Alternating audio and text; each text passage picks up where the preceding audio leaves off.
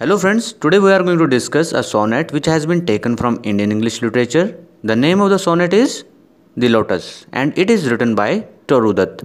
दोस्तों सोनेट क्या होती है? एक 14 लाइन्स की पोएम होती है एंड आप सब जानते हैं कि सोनेट जो है ये सोनेटो वर्ड से बनी है जो कि एक इटालियन वर्ड है जिसका मतलब है लिटिल सॉन्ग। सोनेट 3 तरह की होती है, Petrarchan type, Spenserian and Shakespearean. तो दोस्तों ये पेट्रार्कन टाइप की सोनेट है। इसमें आपको फर्स्ट सोनेट का क्या है, एक deal with a single idea, ठीक है, जिसमें 8 लाइन स्टार्टिंग की होती हैं जिसमें हमें कुछ प्रपोज की जाती है, प्रॉब्लम रेज की जाती है एंड लास्ट की 6 लाइनों में उसका सोल्यूशन होता है।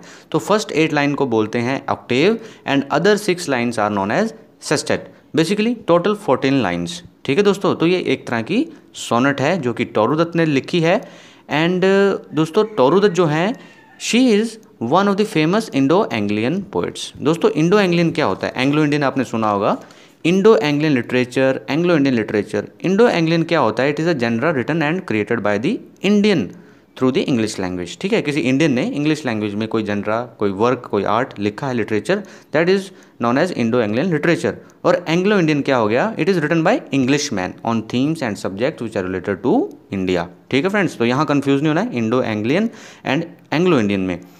फ्रेंड्स टोरू दत्त की ये जो सोनेट है it has been taken from ancient ballads and legends of Hindustan, जहाँ से सीता ली गई थी। सीता की हम बात कर चुके हैं पहले दोस्तों, लिंक डिस्क्रिप्शन में दे दूंगा, आप उसको भी समझ लेना। एंड हम जानते हैं कि Toru Dutt had a deep attraction for Indian epics and mythology, जैसे कि रामायण, महाभारत, विष्णु पुराण, इन सब में उनमें काफ़ी रुचि थी और ये सब की झलक हमें उनके वर्क्स में देखने को मिलती है। वही दोस्तों यहाँ भी हमें देखने को मिलेगी द लोटस में, और सिमिलरली हमें सीता में भी ये सब देखने को मिला। दोस्तों लोटस हमारा नेशनल फ्लावर है एंड आप इसकी खूबसूरती को अच्छी तरह समझते हैं और आप ये भी जानते हैं कि हमारे हिंदू धर्म में इसकी क्या जगह है। तो दोस्तों इसीलिए यहाँ पे कहीं ना कहीं टोरू दत्त जी ने इस आइडिया को प्रेजेंट किया है एकदम boldly that the Indian lotus is the most beautiful of all flowers. जैसे एक तरह का ऐसी आइडियोलॉजी उन्होंने प्रेजेंट करने की कोशिश की है कि जो सुपेरिटी को पेश करती है, जो हिंदू रिलीजन की सुपेरिटी है over all other religions in the world. Friends she uses Greek and Roman mythology to support for her Hindu believes and to establish her stand, ठीक है। उन्होंने इनका रोमन एंड ग्रीक माइथोलॉजी की मदद से अपनी जो उनकी धारणा है उसको एक मजबूती देने की कोशिश की है। वो हम समझते हैं किस तरह से। दोस्तों सोनेट शुरू करने से पहले हम माइथोलॉजी के गॉड गॉडेस को समझ लेते हैं, रोमन गॉड गॉडेसेस को। जैसे flora, flora is the Roman goddess of nature, understood. And Juno, Juno कौन है? क्वीन ऑफ रोमन माइथोलॉजी, यानी कि काउंटर पार्ट और you can say wife of Jupiter. And love, love goddess और God of love आप जानते हैं, goddess हैं एम्फ्रोडाइटी ग्रीक माइथोलॉजी में, एंड आप क्यूपिड को कह सकते हैं गॉड ऑफ लव। तो यहाँ ओनली लव बताया गया है, तो हम कुछ भी यहाँ पे रिप्रेजेंट करने के लिए समझ सकते हैं। You can understand god of love और गॉडेस ऑफ लव। तो स्टार्टिंग विद फर्स्ट 2 लाइन्स ये कहती हैं कि love came to Flora asking for a flower that would of flowers be undisputed queen. दोस्तों यहाँ पे हम क्यूपिड को लेते हैं कि because Cupid is known as the ancient Roman god, ठीक है। तो क्यूपिड आते हैं फ्लोरा के पास जो कि नेचर की रानी है और उनसे कहते हैं, एक फ्लावर की मांग करते हैं which is undisputed queen of flowers, means कोई भी डिस्प्यूट नहीं होना चाहिए, कोई कला कलेश नहीं, और वो सब ये समझें सभी फूलों की नज़र में वही सर्वश्रेष्ठ फूल होना चाहिए। तो मुझे एक ऐसा फूल दो, वो फ्लोरा से मांगते हैं। The lily and the rose long long had been rivals, ठीक है। लिली और जो रोज़ हैं ये लंबे समय से एक दूसरे के प्रतिद्वंदी हैं, मीन्स दावेदार हैं क्वीन ऑफ फ्लावर्स के लिए, for that high honour. Because lily जो है वो भी एक अच्छा फूल है, रोज़ भी एक अच्छा फूल है, तो दोनों में एक तरह की प्रतिस्पर्धा है। एंड ये कैसे बताया जाता है? Bards of power, bards means poet, जो पावरफुल पोएट्स हैं, had sung their claims the rose can never tower like the pale lily with her Juno mien. Friends यहाँ पे रोज़ जो है which is red in colour is actually native to Asia, ठीक है। तो एक तरह से सिम्बलाइज क्या कर रहा है? आइडियल्स ऑफ एशियन ब्यूटी, ठीक है, स्वीटनेस ऑफ एशियन ब्यूटी। और दूसरी तरफ लिली क्या रिप्रेजेंट करता है? Purity and innocence. लिली क्या है? वाइट इन कलर है and it present much European imagery, ठीक है, यूरोपियन इमेजरी को प्रेजेंट करता है और ये एशियन ब्यूटी को। तो यहाँ पे 2 अलग अलग प्रतिस्पर्धा चल रही हैं। तो पोएट्स ने कहा है कि जो रोज़ है हम इनमें ये जो तर्क है, इनका जो प्रतिस्पर्धा चलती है, तो पोइट्स के हिसाब से रोज़ जो है वो लिली की तरह स्ट्रेट नहीं रह सकता, झुक जाता है, मुरझा जाता है। और लिली जो है एकदम, यानी कि उसके हाव भाव, उसकी भव्यता, डिग्निफाइड बेयरिंग है उसकी एंड अपेयरेंस, जो एक रानी की होती है। जैसे जूनो है जो जुपिटर की जो वाइफ हैं, रोमन माइथोलॉजी में जो गॉडेस हैं, जो उनकी क्वीन है, उसकी तरह लिली एकदम स्टेटलीनेस के लिए जाना जाता है। ठीक है, but is the lily lovelier question mark, क्या लिली रोज़ जितना खूबसूरत है? Thus between flower fractions rang the strife in Psyche bower. Bower means दोस्तों आप कह सकते हैं shade of a Psyche tree. तो वहाँ पे फ्लावर्स के गुट जमा हो जाते हैं, आपस में वाद विवाद होता है कि यार क्या लिली जो है वो ज़्यादा सुंदर है।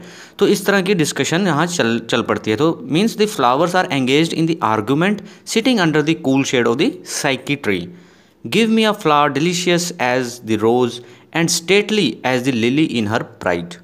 क्यूपिड गॉड ऑफ लव फिर से मांग करते हैं कि मुझे ऐसा फूल चाहिए जो कि डिलीशियस हो, रोज़ की तरह स्वीट हो, एंड स्टेटली यानी कि इंप्रेसिव, हाव भाव उसके एकदम लिली की तरह होने चाहिए, जो सीधा एकदम स्ट्रेट, प्राइड जैसे गर्व में सर सीना चौड़ा हो जाता है, हम एकदम स्ट्रेट खड़े रहते हैं ना, हमारा सिर गर्व से ऊंचा होता है। तो उस तरह का मुझे एक फ्लावर चाहिए जिसमें ये इस तरह का ही फीचर्स हों। But of what colour? Rose red, love first choose then prayed, no lily white और बोथ प्रोवाइड। तो यहाँ पे लव थोड़े से कन्फ्यूजन में आ जाते हैं। गॉड ऑफ लव कहते हैं कि मुझे कलर कैसा चाहिए, अब कलर सिलेक्ट करना है उनको कि रेड चाहिए रोज़ जैसा। पहले उन्होंने वो चुना, फिर कहते हैं कि नहीं नहीं, प्रे करते हैं कि नहीं, उनसे प्रार्थना करते हैं कि नहीं लिली वाइट जैसा कलर दीजिए, या फिर जिसमें ये दोनों कलर हों। समझ गए दोस्तों कि लिली की भी झलक हो इसमें, रोज़ की भी हो, तो मुझे एक ऐसा फूल दो तो जिसके अंदर ये दोनों चीज़ें होंगी, मीन्स वही सुपीरियर माना जाएगा। And Flora gave the lotus, ठीक है, rose red dyed and the lily white queenless flower that blows.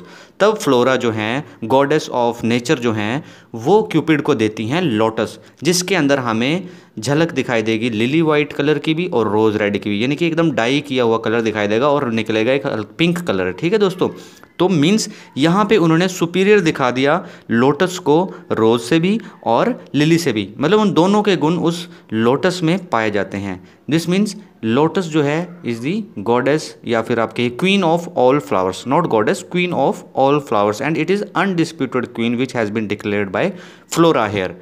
And इस तरह से लव को दिया जाता है लोटस।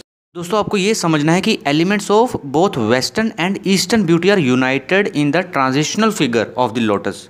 ठीक है, और लोटस क्या है? इंडिया में एक सिंबल है किसका? ब्यूटी, यूथ एंड डिवाइनिटी की। हमारे बहुत सारे जो गॉड गॉडेस हैं वो लोटस के ऊपर बैठे हुए आपको दिखाई देंगे।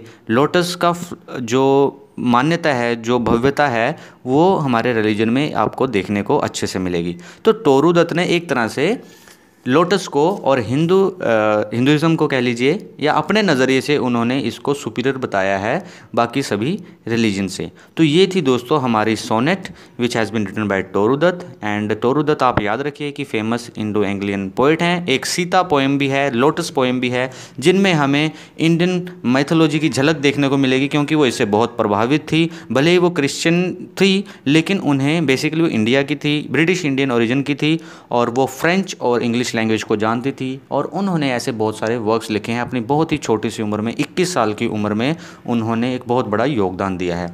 ठीक है फ्रेंड्स, तो ये पोएम ज़रूर समझिए, सीता को समझिए। I hope it will be beneficial for you, and अच्छी लगे तो please like, share and subscribe. Thank you very much.